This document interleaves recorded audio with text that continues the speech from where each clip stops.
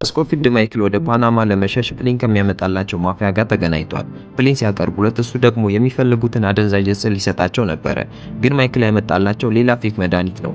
እዚህ ደግሞ ሊንከን ከልጁ ጋር ሆኖ አባትየውን ተገናኝተዋል። ከብዙ ዓመታት በኋላ ነበር አባቱን ያየው። ፌክ መድኃኒት እንደሰጠው ሲያውቅ ማፊያው ሽጉጥ ደቀነበት። በወሳኝ ጊዜ ሱክሬ ደረሰ። እውነተኛው ጓደኛ ሱክሬ ሽጉጥ ይዞ ከተፋለ። አስመለጠውና ሰዎቹን ግን ስኮፊልድ ለቀቃቸው።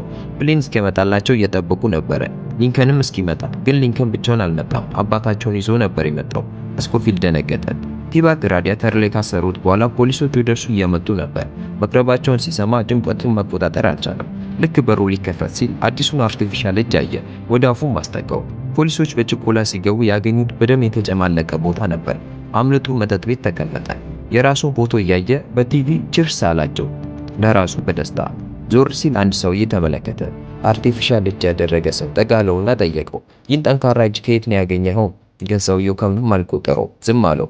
ቲባግ መጥፎ ሰው መሆኑን አላወቀም። ቲባግ ከመጠጥ ቤቱ ሲወጣ አርቲፊሻል እጁን ለራሱ ወስዶታል፣ ምክንያቱም ሰውየውን ገድሎት ነበር። ወደ ፖስታ ቤት ሄደ።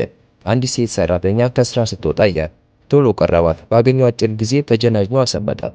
በቅርቡ እንደተፋታች ነገረችው። እድሉን ተጠቅሞ የሚፈልገውን አድራሻ እንድትሰጠው አደረገ። ሴትዮዋ በፍቅር ታውራለች። ያለማመንታት የጠየቀውን አደረገች። ሱዛንን አድራሻ አገኘ። ግን ሴትዮዋ ተፈላጊ ወንጀለኛ መሆኑን አወቀች። ፎቶውን ስታይ ፊቷ ወዲያው ተቀየረ።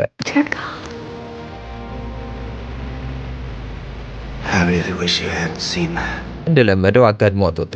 የሱዛንን ቤት አገኘ። ፀጉሩን 10 ጊዜ ሲያስተካክል ነበር። በሩን ከማንኳኳቱ በፊት ተጨንቆ ነበረ። ስታየው ደነገጠች። ማላገኝሽ መስሎሽ ነበር አላት። እሷ የድሮ ፍቅረኛው ናት። እስር ቤት ያስገባችው እሷ ነበረች። አሁን ለማውራትም ምላሷ ተሳሰረ። ብቸኛ ቲባግ ያፈቀራት ሴት ነበረች። ራሱን እንዲቀይር ምክንያት የሆነችው ብቸኛ ሴት። ለበቀል ሳይሆን አብሮ ለመኖር እንደመጣ ነገራት። ጥሩ ባልና ጥሩ አባት መሆን ይፈልጋል። በመሃል ሁለቱ ልጆች መጡ። ሲያዩት ደስ አላቸው። ድሮ ይወዱት ነበረ። ስለአሁን ማንነቱ ግን አያውቁም። አርቲፊሻል እጁን ስታይ ሴት ልጇ ፈራች። ቲባግ በስራ አደጋ እንደደረሰበት ነገራት። በዚህ ግርግር ተጠቅማ ሱዛን ሽጉጥ ልትፈልግ ሄደች። ወዲያው ቲባግ እጇን ይዞ መለሳት። $5 ሚሊዮን ለነሱ ህይወት እንደሚጠቀም ቃል ገባላቸው። ሱዛን የውሸት ከመሳቅ በቀር ምርጫ የላትም። ከሰዓት በኋላ አብረው ቲቪ አዩ። ቲባግ ደስተኛ ነበረ። ሱዛን ሆን ብላ ውሃ ደፋች። አጋጣሚውን ተጠቅማ ወደ ጓዳ ሄዳ ሽጉጥ ለመፈለግ ነበር።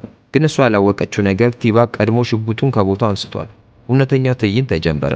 ያለፈውን ነገር ወደ ኋላ ትተናል ነበር እንዲህ አላት። ቲባግ እየተንቀጠቀጠች አው ትተናል አለችው። በጣም ተናደደ። ድጋሚ አሁንም እየዋሸች እንደሆነ ገባው።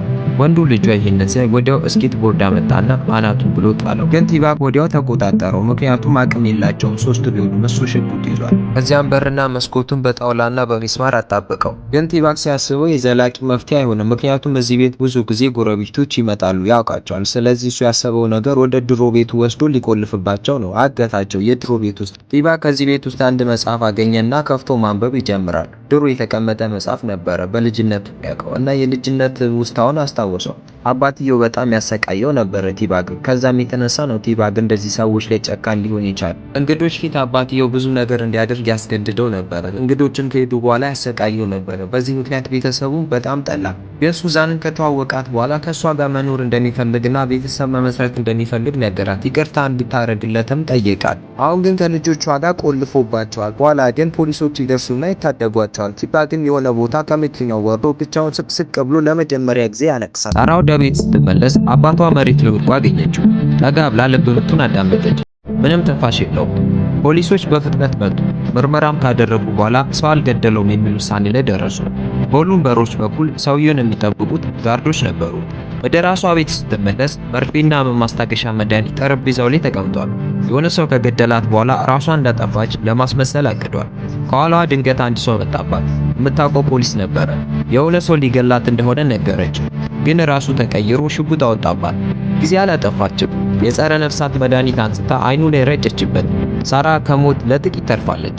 የህዝብ ስልክ ያለበት ሄዳ ለአባቷ የቀረበ ጓደኛ ለነበረ ሰው ደወለችለትና አስረዳችው የገጠማትን። እሱ ይረዳኛል ብላ ነበረ። ስልክ አውርታ ዞር እንዳለች ሌላ ሴት ለመደወል ስልክ መደወያው ጋር ስትጠጋ በጥይት ገደሏት። ለሳራ ነበር የመጣው። በዚህ ሁኔታ ውስጥ ማንንም ልታምን አትችልም። ያላት አማራጭ ማይክል ጋር መደወል ብቻ ነበር። ግን የጠበቀችውን አላገኘችም። ወደ ፓናማ ለመሸሽ እየተዘጋጁ እንደሆነ ነገራት። እዚህ ቦታ ከሊንከን ጋር ተገናኝቶ በፕሌን ወደ ፓናማ ይሄዳሉ። በቃ እቅድ ይህ ነው አለችው ተስፋ በቆረጠ አነጋገር።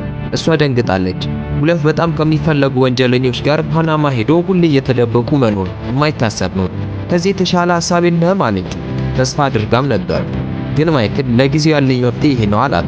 መኪናዋ ውስጥ ለብቻዋ አለቀሰች። ከዋሻ ሰው ጋር ማታውቀው ሀገር ለመሄድ ተገዳለች። ማይክልን በጣም ብትወደው አሁን ላይ ይህንን ሀሳቡን መቀበል አቃታት።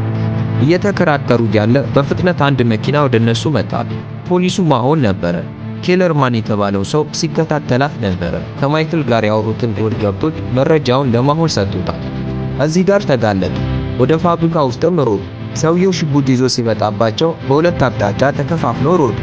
እሷ መኪናቸውን ልታመጣ ሄደች። በዚህ ጊዜ ማይክል የጋስ ቧንቧ አገኘ። ከዚያም ያንን ቧንቧ ከፈተና ከፍተኛ ጋስ ለቀቀ። ማሆን ወደ ሞቱ እየመጣ ነበረ። ከዚያም ማይክል በሩን ቆለፈበት። እዛ ክፍል ውስጥ ታገተ። ሽጉጥ ቢዝም እንኳን መተኮስ አልቻለም። ምክንያቱም ቢተኩሰው ያ ጋስ ከጥይት ጋር ሲገናኝ ይፈነዳና ሁለቱም ይሞታሉ። ሳራ የማይክልን ቁስል በጥንቃቄ ተንከባከበች። ግን እሱ ሻወር ሊገባ ሲል ጠብቃ ጠፋች። ማሰብ ጀመረች። ወንጀለኛ አይደለችም። ደግሞ በሌላ በኩል ሊገሏት እየፈለጓት ነው። ስለዚህ ማይክል ብቻ ነው ሊጠብቀኝ የሚችለው ብላ አሰበች። ተመልሳ ሜዳ ልታገኘው ወሰነች። ግን ከመኪናዋ እንደወጣች የሚፈልጋት ሰውዬ ሽጉጥ ይዞ ፊቷ ላይ ትክናል። ድንገት ፖሊስ ይመጣባቸውና ሲተኳኮሱ በዚህ መሃል አባታቸው ክፉኛ ይጎዳል። ወደ ሆስፒታል ሊወስዱት ቢሞክሩም ሰውየው ግን ሊተርፍ አልቻለም። በዛው በረሃ አባታቸውን ይቀብሩና ወደ ፓናማ ለመሄድ ይዘጋጃሉ። ነገር ግን ፕሌኑ ከመጣ በኋላ ሀሳብ ይቀይሩና ወደ ኋላ ይቀራሉ። ሱክሬ ግን ሳያንገራገር ተለይቷቸው ብቻውን ይሄዳል። በዚህ መሃል ሁለቱ ወንድማማቾች እየተነጋገሩ ነበር። ግን ድንገት የሚከተላቸው ፖሊስ ይመጣባቸዋል። ማሆን ነበረ። እስከ ማታ ተከተላቸውና ድንገት መኪናቸው ገይቶባቸው ወደቁ። በዚህ ሰዓት ሁለቱም ተጎድተው ነበር። ሽጉጥ ደቀነባቸው። ይህ ፖሊስ እነሱን እስር ቤት የመውሰድ እቅድ አልነበረውም፣ ሊገላቸው ነበር። ሳራ ባገኘችው አጋጣሚ መስኮት ሰብራ ወጥታ ከዚህ ትተርፋለች። የድንበር ጠባቂዎች ሁለቱን ያገኟቸውና ወደ ፖሊስ ጣቢያ ያስገቧቸዋል። ግን ወደ አሜሪካ እየመለሷቸው ድንገት አምልጠው ይጠፉባቸዋል። በእስር ቤት ቤሊክ እያስጨነቁት ነበር። ይህ ጥቁር ግብዳ ሰውዬ በጣም ሲያስጨንቀው ባዘጋጀው ድንጋይ ቀጥቅጦ ይጥሏል። ግን ማታ ላይ ጥቁር ሰውዬ በጉጉት እየጠበቀ ነበር። ቤሊክ ደግሞ ልቡን ሊተፋ ምንም አልቀረው። አይኑ እስኪጠፋ ድረስ ቤሊክን ቀጠቀጡት። በኋላ ሲነቃ ራሱን ያገኘው ሆስፒታል ተኝቶ ነበር። የኤፍቢአይ ፖሊስ ለቤሊክ አንድ ስራ ይሰጠዋል። እነዚህን እስረኞች እንዲከታተል።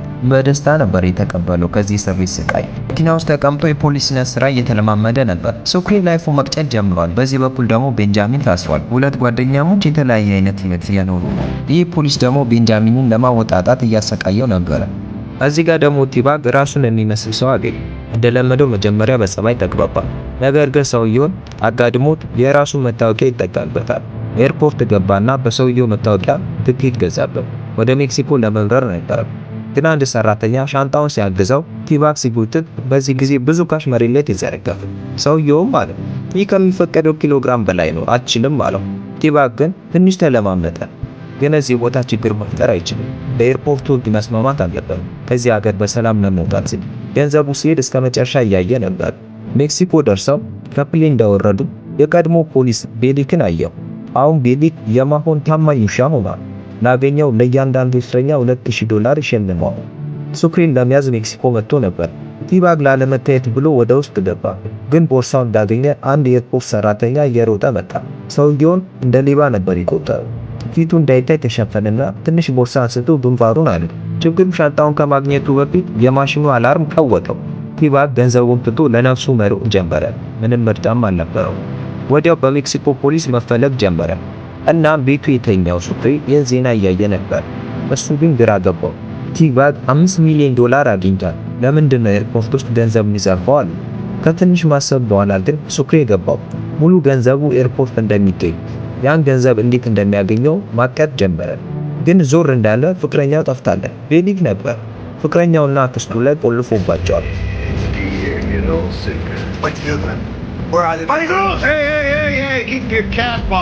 ሱክሪ ለነሱ ሲል እጁን መስጠት ነበረበት። ግን ቤሊክ $2000 ሽልማት ብሎ እንደያዘው ሲያውቅ አንድ ሀሳብ መጣበት። አሪፍ ሀሳብ አቀረበ። $5 ሚሊዮን ያለበትን አውቃለሁ አሉ። ቤሊክ አይኑን አላሸም። የት ነው ያለው አሉ። ግን በዚህ ጊዜ ቲባግ ገንዘቡን ይዟል። ወደ ሆቴል ለመሄድ እየተዘጋጀ ነበር። ልክ ከኤርፖርት ሊወጣ ሲል ሁለቱም አያል። እነሱም አዩ። በጣም የፈራው ቲባግ መሮጥ ጀመረ። ሱክሬ ከፊት፣ ሌሊ ከኋላ አሳደዱት ያን $5,000,000 ለማግኘት። ግን በሰዓቱ ታክሲ አገኘ። ቲባግ ታክሲ ውስጥ ገባና አመለጣቸው። ግን እጅ አልሰጠም። ሱክሬ ተከተለው። እጁንም ማስገባና ሻንጣ ውስጥ ያለችውን ወረቀት ወሰደበት። እቺ ወረቀት ማለት የቲባግ ኢንፎርሜሽን ያለበት የት ሆቴል እንደሚያርፍ የሚናገር ነው። ከዛም እቺን ወረቀት ይዘው ሄደው አንድ ቦታ ይጠይቃሉ። በዚህ መሰረት ቲባግ የትኛው ሆቴል እንዳረፈ መረጃ ያገኛሉ። ቲባግ ሆቴል ላይ ፈታ ያለ ነበር ከአንዲት ሴት ጋር። እንደ ሱዛን ሆና እንድትተውንለት ፈለገ። ሱዛንን በጣም ስለሚያፈቅራት። እሷ ግን በጣም ጥጋበኛ ሴት ነበረች። ጭራሽ ሱዛንን ተሳደበችበት። እንደለመደው አጋድሟት ይወጣና ገንዘቡን ይዞ ከዛ ቦታ ይጠፋል። ስናይፐሩን አነሳና ኢላማውን በፕሬዝዳንቷ ላይ አደረገ። ምርጫ እንድታሸንፍ ያላደረገላት ነገር የለም፣ አሳፋሪ ድርጊቶችንም። ግን ምርጫውን በተሳካ ሁኔታ እንዳሸነፈች እሱ ከሞት ጋር ለማገናኘት ያልፈነቀለችው ድንጋይ የለም። የተናደደው ኪለርማን እንደገና ፕሬዝዳንቷ ላይ አለመ። ግን በድንገት በግርግሩ መሃል የሚያውቀው ፊት አየ። ስኮፊልድ እድሉን ተጠቅሞ በሚጨብጣት ጊዜ የተጻፈ ኖት ሰጣት። ከፍታ አየችው። ፊቷ ወዲያው ተቀያየረ።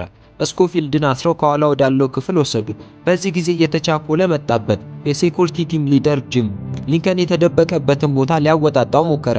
ማይክል እንዴት ሊነግረው ይችላል? ትዕግስት ያጣው ጂም ጭካኔ የተሞላበት ቡጢ ሰጠው። ቀጥል ያደረገው ሽጉጡን ሲያወጣ ፕሬዝዳንቷ መጣች። በመጨረሻ ስልጣኗን ተጠቅማ እንዲወጣ አደረገችው። በተራዋ ጠየቀችው፣ እጃችሁ ላይ ምንድን ያለው? የተቀዳውን ንግግር ሌላ ሰው እንዲከፍት አድርጎ አሰማት። በሊንከን ተገድሏል ካለችው ወንድሟ ጋር በቅርቡ በስልክ ያወራችው ነበር። ሊንከንን በውሸት ነው ያሳሰረችው። ወንድሟ በህይወት አለ።